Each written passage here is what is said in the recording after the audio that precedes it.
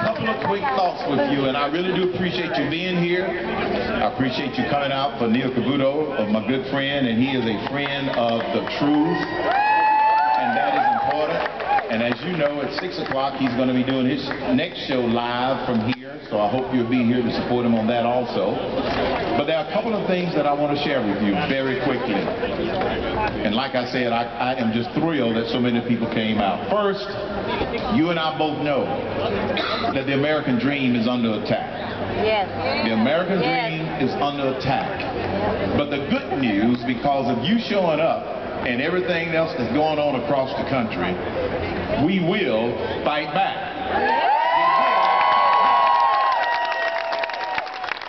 One of the estimates is that 2 million people were attending tea parties today across this country. 2 million people were attending tea parties across this country, and you all have made Hot Atlanta look good, and I'm very proud of you. Now, let me tell you what we got to do. Let me tell you what we've got to do. The first thing we've got to do is focus on November 2010. Yeah! Focus on November 2010. And all of our passion, all of our enthusiasm, we cannot let it die down between now and November. That's right. And you've also got to spread this passion to your neighbors, your friends, and your family. And you don't have to try to convert them to being conservative. You don't have to try to tell them how to vote. When you see them, or if you meet them at a soccer game, or you sit next to them and you're in a casual setting, all you have to say, remember in November, don't forget to vote. Remember in November, don't forget to vote. They'll figure out who to vote for. They'll figure out who to vote for. Because I believe that a lot of people have figured out how to connect the dots.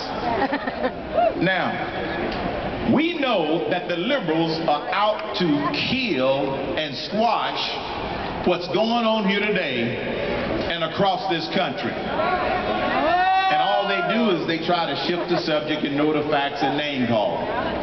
That's all they know how to do, because they don't have any facts and logic to basically defend this social agenda that they have. And if anyone were to ask you what's going on in America and why we are so upset, you simply tell them, we don't want to be the United States of Europe. Yeah.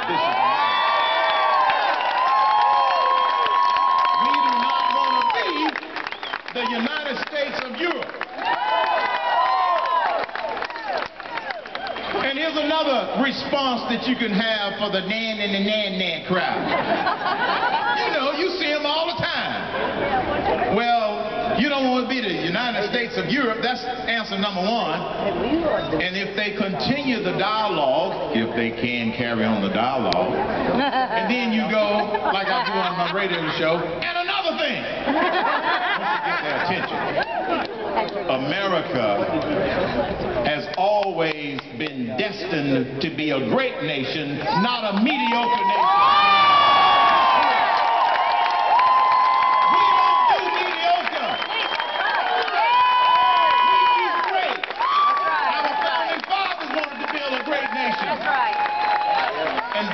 We want to maintain.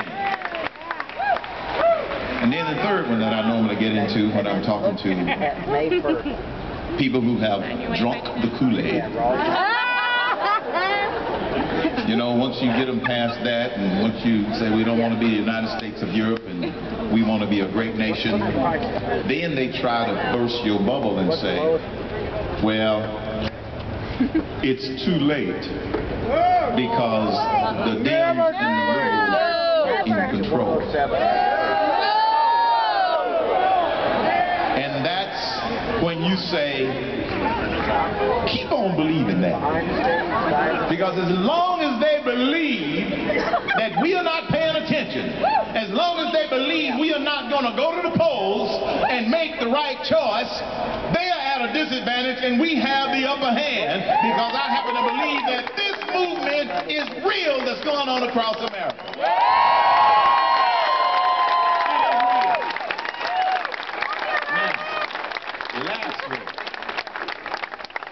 Last night on my radio show, USA! that's good. USA!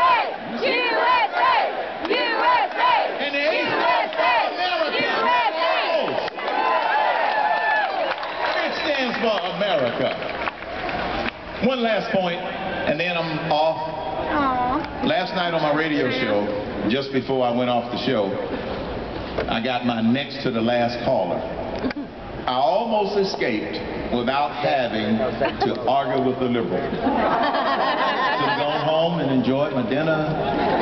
But I took this one caller, and she asked a couple of questions, and Shady B, my producer, says, uh-oh, here we go. The first question she asked was, well, why are you against health care? I said, young lady, you obviously don't listen to my radio show a lot, because I'm not against health care, because we have the best health care in America. That's why I'm still alive as a cancer survivor. We've got the best health care in America. And I said, if you had been listening, you would have discovered that we have a health care cost crisis in America, and Obamacare does not fix it. No! Then she asked, because see, she wasn't really listening. This wasn't really a dialogue. And then she says, well, why do you be bashing on Obama? I said, I don't bash on Obama. I respectfully disagree with President Obama. We all respect the office of president, but we have a right to disagree with any elected official. And I when this nation reaches a point where we cannot disagree with our elected officials, then we have become a nation ruled by tyranny.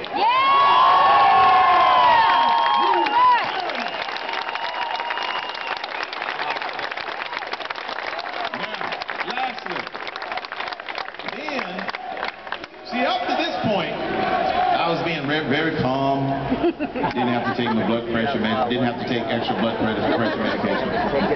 And then she made the fatal mistake of saying, well, why do you hang out with those Tea Party people? Don't you know that these are the same people that used to hang black people 200 years ago?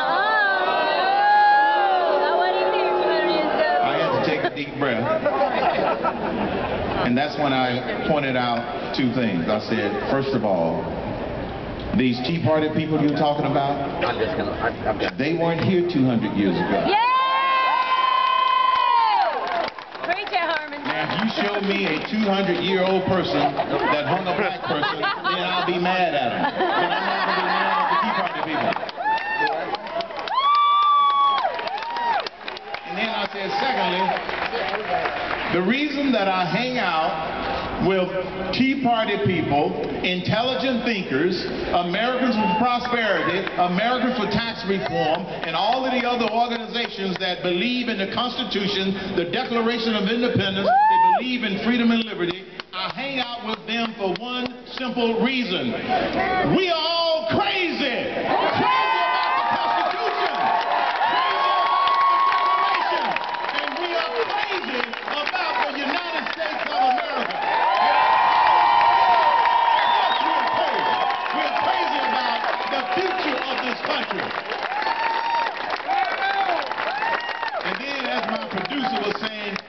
You run out of time. He was counting down. And I said to this young lady, and another thing, we the people are still in charge of this country.